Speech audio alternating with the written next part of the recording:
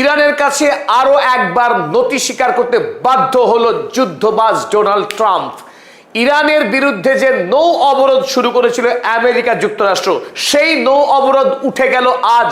এই মুহূর্তের সবচাইতে বড় খবর, 17 এপ্রিল সন্ধ্যাবেলায় ওমান উপসাগরে গত 4 দিন ধরে আমেরিকা যুক্তরাষ্ট্র যে অবরোধ চালাচ্ছিল, সেই অবরোধ আজ উঠে গেল। ইরান আমেরিকাকে শর্ত চাপিয়েছিল লেবাননে অবিলম্বে যুদ্ধবিরতি করতে হবে। কেবলমাত্র ইরানে আক্রমণ করা থামালেই আমেরিকার সঙ্গে ইরান শান্তি বৈঠকে বসবে না।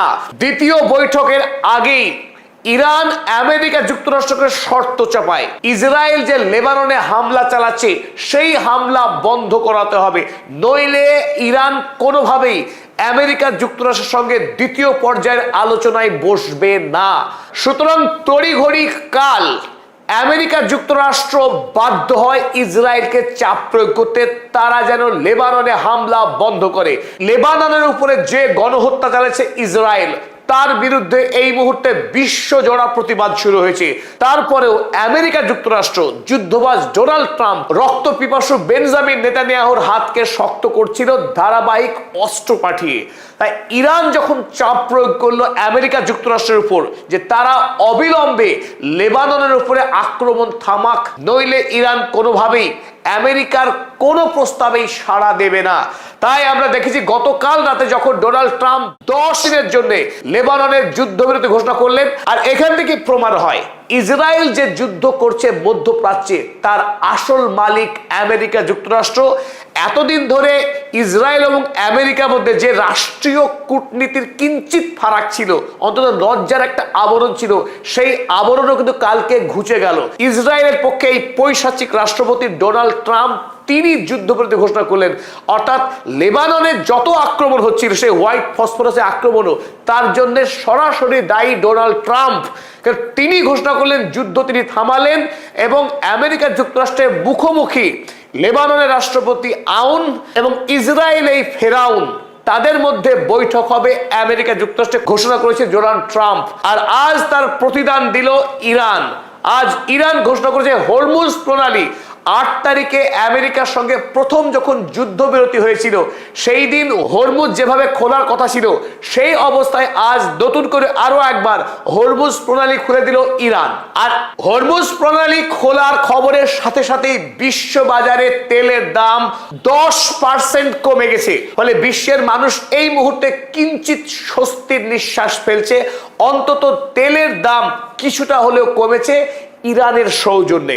আব্বাস আরাগচি মাত্র 1.5 ঘন্টা আগে যে টুইট করলেন, সেই টুইটে তিনি জানালেন হরমুজ প্রণালী আন্তর্জাতিক সকল জাহাজের জন্য উন্মুক্ত হলো। In line with the ceasefire in Lebanon, লেবাননে যেহেতু যুদ্ধবিরতির ঘোষণা হয়েছে, তাকে সম্মান জানিয়ে the passage for all commercial vessels through the strait of Hormuz is declared completely open for the remaining period of ceasefire. পৃথিবীর সমস্ত বাণিজ্যিক জাহাজের জন্য হরমুজ প্রণালী সম্পূর্ণরূপে উন্মুক্ত করা হলো যুদ্ধবিরতির সময়ের জন্য। আমেরিকা যুক্তরাষ্ট্র কেবলমাত্র ইরানের সঙ্গে যে শান্তি বৈঠক করার চেষ্টা চালাচ্ছিল, সেই চেষ্টায় ইরান কোনোভাবেই সাড়া দেয়নি। তার কারণ ছিল লেবানন। লেবাননে যদি ইসরায়েল ধারাবাহিক আক্রমণ করে সেখানকার সাধারণ মানুষকে গণহত্যা চালায়, সেই পরিস্থিতিতে ইরানের সাথে আমেরিকার শান্তি বৈঠক চলতে পারে না।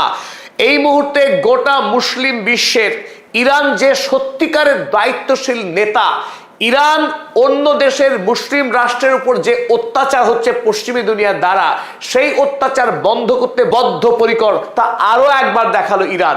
গাজায় সাধারণ ফিলিস্তিনি জনতার উপরে যে পাশবিক আক্রমণ করছে ইসরায়েল, তার বিরুদ্ধে লড়াই করে আসছে ইরান। লেবাননে যে গণহত্যা চালাচ্ছে ইসরায়েল, তার বিরুদ্ধে সমানভাবে দায়বদ্ধ ইরান।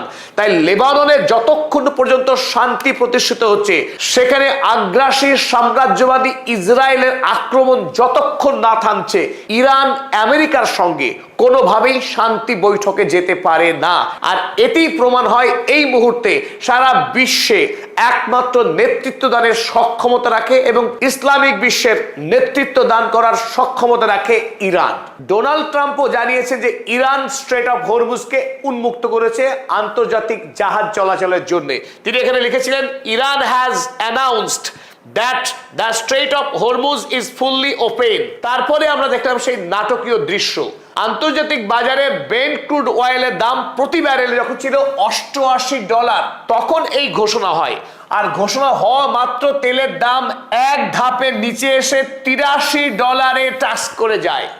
এখানেই বোঝা যায় হরমুজ প্রণালীর ভূমিকা আন্তর্জাতিক জ্বালানি বাজারের ক্ষেত্রে কত গুরুত্বপূর্ণ। কারণ শুধু এই হরমুজ প্রণালী দিয়ে পৃথিবীর 20% জ্বালানি পরিবাহিত হয়ে থাকে। তাই হরমুজ প্রণালী যদি বন্ধ থাকে, সারা পৃথিবীতে জ্বালানির মহাসংকট এবং জ্বালানির সংকটের সাথে সাথে বিশ্বে অর্থনৈতিক বাজারে তীব্র মন্দা শুরু হওয়ার শঙ্কা তৈরি হয়। ইরানের একটি ঘোষণাতেই আন্তর্জাতিক বাজারে তেলের দাম এখনো পর্যন্ত, যখন আমরা রেকর্ড নিচ্ছি, 12% দাম কমে গেছে।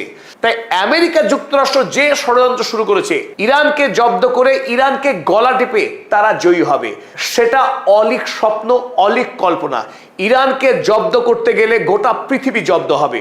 তাই যখন হরমুজ প্রণালী ইরান খুলে দিয়েছে, আমেরিকাও বাধ্য হয়েছে তাদের নৌ অবরোধকে তুলে নিতে। হরমুজ প্রণালী আমেরিকার সঙ্গে দ্বিতীয় দফার বৈঠকের আগে পর্যন্ত খোলা থাকার সম্ভাবনা প্রবল। কারণ যুদ্ধবিরতি তখনই সফল হবে যদি ইসরায়েল নতুন করে আক্রমণ না চালায় লেবাননে। অপরদিকে তার বদলা হিসেবে হিজবুল্লাহ যদি ইসরায়েলের উপরে আক্রমণ চালাতে থাকে, তাহলেও কিন্তু যুদ্ধবিরতি অসফল হবে। তাই কূটনৈতিকভাবে ইসরায়েল হিজবুল্লাহর সঙ্গে যোগাযোগ রেখে তাদেরকেও যুদ্ধ থামাতে নির্দেশ দিয়েছে। ফলে ইরানের কাছ থেকে নির্দেশ আসার পর হিজবুল্লাহ তারা আনুষ্ঠানিকভাবে জানিয়েছে তারাও এই যুদ্ধবিরতিতে সম্মত। ফলে এই মুহূর্তে ইসরায়েল এবং হিজবুল্লাহর মধ্যে যুদ্ধবিরতি ফলপ্রসূ হচ্ছে, আর সেই খবরই জানিয়েছে হিজবুল্লাহ। তবে ইসরায়েল সেই রাষ্ট্র যে রাষ্ট্রের কোনো আন্তর্জাতিক সীমানা নেই, একথা আমরা বারবার বলেছি। কেন বলেছি তার কারণ এই, আপনারা ছবিতে এটা ইসরায়েল নাকি, আর ইসরায়েলের একটাই ধর্ম। প্রতিবেশী যতগুলি রাষ্ট্র আছে প্যালেস্টাইন ছাড়া, প্রতিটা রাষ্ট্রকে একটু একটু করে গ্রাস করা, তার সীমানাকে বাড়িয়ে নিয়ে যাওয়া। তাই এই দখলদারি রাষ্ট্র দক্ষিণ লেবাননের এই বিস্তীর্ণ অঞ্চল ইতিমধ্যেই তারা দখল করে রেখেছে বাফার জোন হিসেবে। এবং সাম্প্রতিক তারা ঘোষণা দিয়েছে এই ব্রাউন কালার যে অংশটা আছে সেই অংশ তারা দখল করতে চায়। আমেরিকাকে নিশ্চিত করতে হবে যে ইসরায়েল কোনোভাবেই যেন লেবাননের এই অংশটাকে অন্যায়ভাবে কবজা করতে না পারে। হিজবুল্লাহ লড়াই চালাচ্ছে ইসরায়েলের সঙ্গে তার এই দখলদারির বিরুদ্ধেই। এখন দেখা যাক আমেরিকার সঙ্গে ইরানের দ্বিতীয় পর্যায়ের মুখোমুখি যে বৈঠক হবার কথা, সেই বৈঠক কোন দিকে মোড় নেয়। আমরা গতকালই জানিয়েছিলাম আসিম মুনির এই মুহূর্তে আমেরিকার উদ্দেশ্যে রওনা দিয়েছেন। তার আগে শেহবাজ শরীফ তিনিও আরবের একাধিক দেশের সঙ্গে আলোচনা চালিয়েছেন যাতে করে ইরান এবং আমেরিকা যুক্তরাষ্ট্র তারা দ্বিতীয় বৈঠকে একটি রফা সূত্রে পৌঁছতে পারে। গোটা পৃথিবী তাকিয়ে আছে এই মুহূর্তে ইরান এবং আমেরিকার দিকে। তার আগে একটি আশার খবর, লেবাননেও যুদ্ধবিরতি হয়েছে। আর এই ঘটনার প্রতি সদর্থক ইঙ্গিত দেখিয়ে ইরান ইতিমধ্যে তাদের হরমুজ প্রণালী উন্মুক্ত করেছে। আর ওদিকে দানব মার্কিন যুক্তরাষ্ট্র তারাও তাদের নৌ অবরোধকে আপাতত তুলে নিতে বাধ্য হয়েছে। ফলে পৃথিবীতে এই মুহূর্তে সাময়িক সময়ের জন্য হলেও কিছুটা স্বস্তির বাতাস বইছে। পদাতিক পরিবারের সকল সদস্যকে আরো একবার অসংখ্য ধন্যবাদ জ্ঞাপন করছি।